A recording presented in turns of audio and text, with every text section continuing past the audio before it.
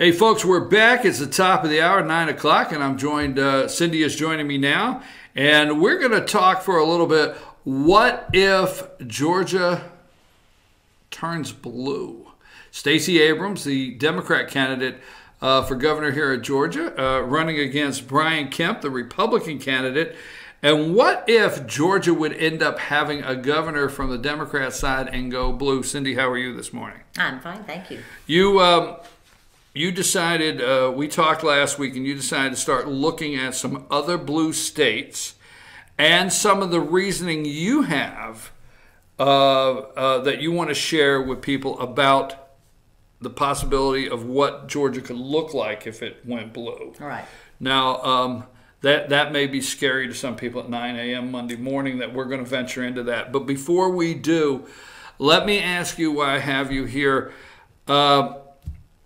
I'm going to call it the whole Brett Kavanaugh confirmation hearings and in the confirmation process. What say you? Take off. Oh boy. This is something I truly have lost sleep over in the last week. I'm livid about the whole Democrat Party smear campaign for political purposes, and that's all it is. And more so even than the whole Democrat Party, because I'm sure there are some that are not involved, but the women that are involved in this smear, many of whom have sons of their own, many of whom have daughters of their own. I happen to have a son and a daughter. And I taught school for over 30 years. I taught 15-year-old girls for a long time. Not only did I teach them, I coached them. I was getting ready to say, if I remember, you've coached these 15-year-olds. I've coached them, yes. So I've been on the athletic teams, fields. I've seen them in locker rooms. I've been on buses with them traveling to and from events and so on and so forth. And, 15-year-old girls are very malleable, I guess is a good term. They're very social. They want to be included. They want a lot of things. I'm not saying that they're untrustworthy and all of that, but I think they do find times to make up stories, and they make them up for their benefit. That's what they're trying to do. I don't believe the story because there are too many holes in it. That's my theory on it. And, you can't remember where, what, or how, but you definitely remember who. I don't buy that. I don't like the way the Democrat Party brought this up at the 11th hour. I think it's a sham. I think it's something that they should be punished for, the Democrat Party, as a matter of fact. And I think the women like Mazie Hirono and Kirsten Gillibrand, who is not on the Judiciary Committee, but they have both absolutely persecuted Kavanaugh without knowing the facts. And they've been two of the worst, along with Dianne Feinstein, who won't release the actual letter. Then you've got men like Senator Whitehead and Senator Blumenthal, who have also decided that he is guilty. Now, how they sit on a Senate Judiciary Committee and decide that without having any background, nobody knows this woman. They haven't seen her. They don't know her. They've not listened to her talk. If you go on her website, you'll see that she's got a very low rating as a teacher. I don't know exactly what that means, but that's what it is. Some of her students, their terms have been that she's vindictive. She's not a good teacher. That's all in the eyes of the beholder, I guess. But these are comments that are actually on the website. Actually on because websites. What people have to remember is she is a professor. Right. And she teaches at one of the California schools. Los Alamos. She's a professor, so right. She's in a college in California. Tends to be very liberal. She has been a Democrat donor. We know that. She's got her main attorney, who keeps speaking up, is basically a radical leftist who is on a committee to stop Judge Kavanaugh. Well, let me double back on something you said, because we got a lot to cover. But first of all, you have a son, you have grandsons. How do you feel knowing, as a mother and a grandmother, that just somebody could say something and destroy your son's life? That's been my biggest bugaboo to this whole thing, and I have sent that tweet out to several of the women who, like her, Christine Ford, she has 2 sons. She has 2 sons. She has 2 sons. What about these other men? I mean, I just read yesterday that somebody's come forward about Cory Booker. Now, you know, are women just going to be able to start coming forward anytime they don't like someone, or they've decided that, you know, it's to a political gain in order to not... This man has for years, I don't know, 25 years has he been been in the circuits, on the courts. He's been respectable, he's honorable, all of that type of thing. And he's on the 2nd highest court in this land, which he had to be confirmed to. He's been vetted 6 times by the FBI. And then they come up with, we think he ought to be investigated again. What do you investigate? What do you investigate with her? She can't remember anything. You know, if there was an investigation, I'd say it ought to be her that's investigated. What has she done in the last 36 years? We know what he's done. If in high school this happened, I don't believe it did, but if it happened, high school kids are high school kids. I taught high school for years. I taught health.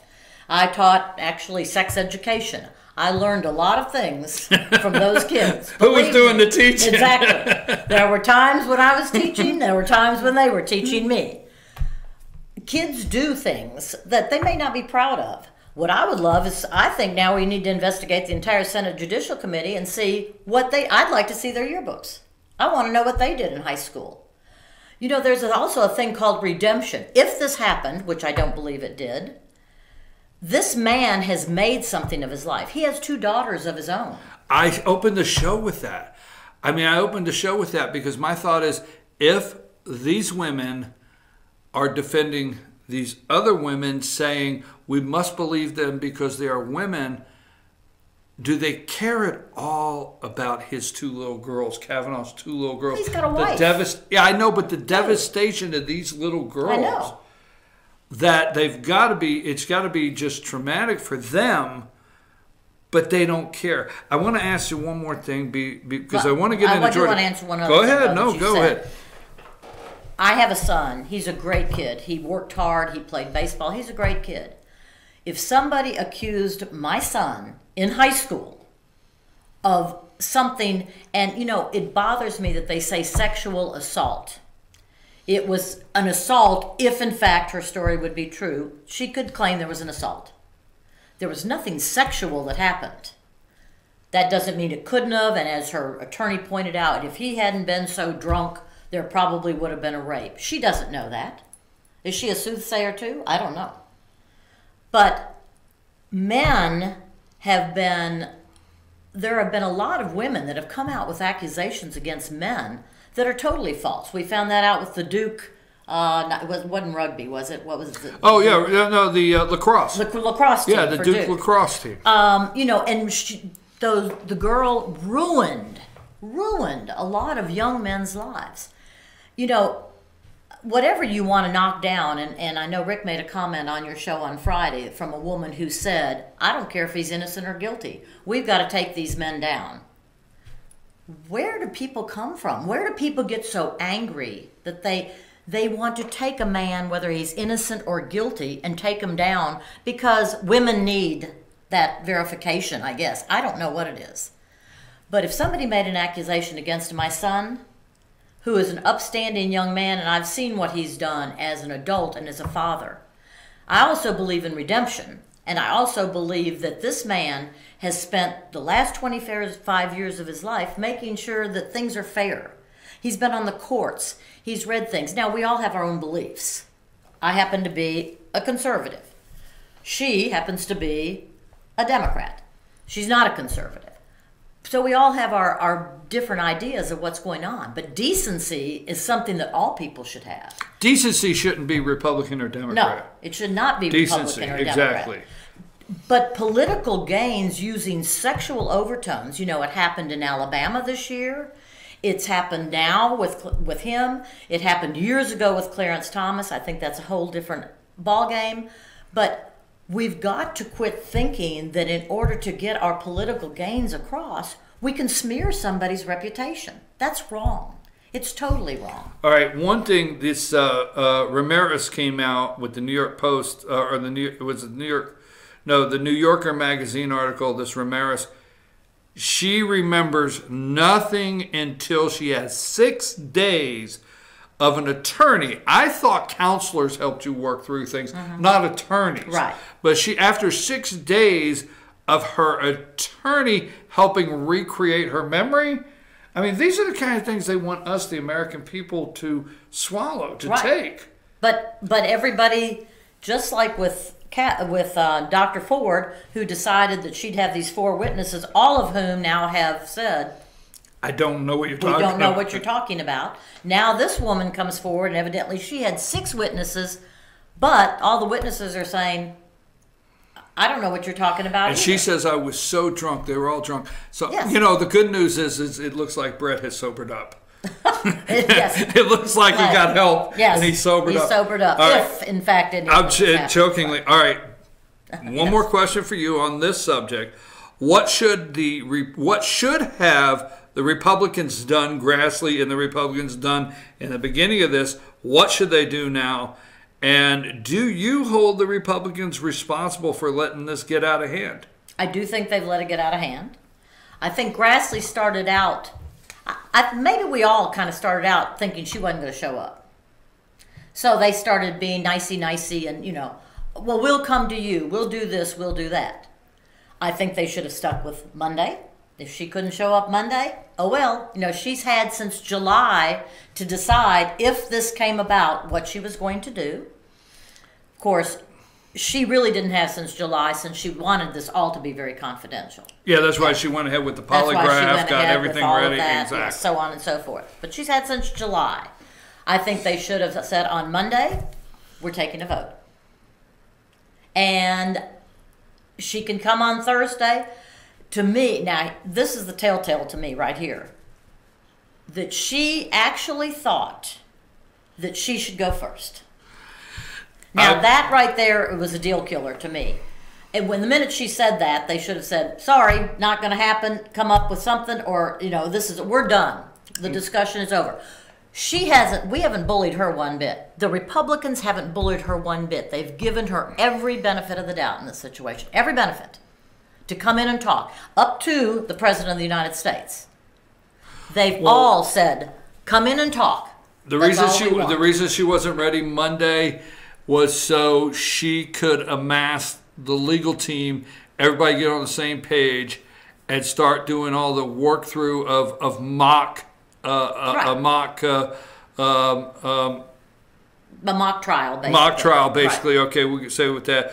But they wanted to get, now you have Andrew McCabe, something stinks to the high heavens that these people are all connected. McCabe's attorney, $1,000 an hour, plus his whole entire group, forget his name, is now on Ford's legal team. Who is paying these people? Everybody knows who's paying them because, where it starts, because her attorney, her main attorney, is connected to a George Soros sponsored, right? Katz, yeah, is connected to a George Soros sponsored organization. He's got all these little organizations that feed down from him that he puts money into. And those organizations come forward to help the Democrat candidate of his choice. Stacey Abrams, who we'll be talking about later, is one of those people. Yes. Aren't you excited Joe Biden's coming to town this week? Boy, I'll tell you what. Yeah. Good old I don't know any way whatsoever to get her going. I have no clue. Joe Biden? Yeah, Joe's coming to town. Well, and I've heard that Michelle Obama is going to start doing some things too, and that really excites me. All right, let's move to that. I guess one more thing. I'm upset with Grassley when he moved the line in the sand. Monday you testify, you come in and talk to us, or you leave. Number one. Absolutely. And trying to make us look bad, we've done nothing. We've not bullied. Yeah, but wait a minute. The accusation is against Brett Kavanaugh to come in to try to create an optic and demand that 11 white guys question you so you can create some optic for the Democrats before November's election is not going to happen. here's what's going to happen. We're going to have a woman question you. You're going to come in Monday, and we're going to call for a vote if you don't. Exactly. And that's what bothers me. The Republicans never seem to figure out who's in charge. No, and they let the Democrats bully them by making them feel like, okay, we're the old white guys who are going to be charged with sexism by the Democrat Party because we're not letting her have the benefit of the doubt. She had the benefit of the doubt. They've given her every opportunity, and then she turns around and says, okay, now I've got this, but I'm coming in Thursday, but only if we get all the other stuff right. All right.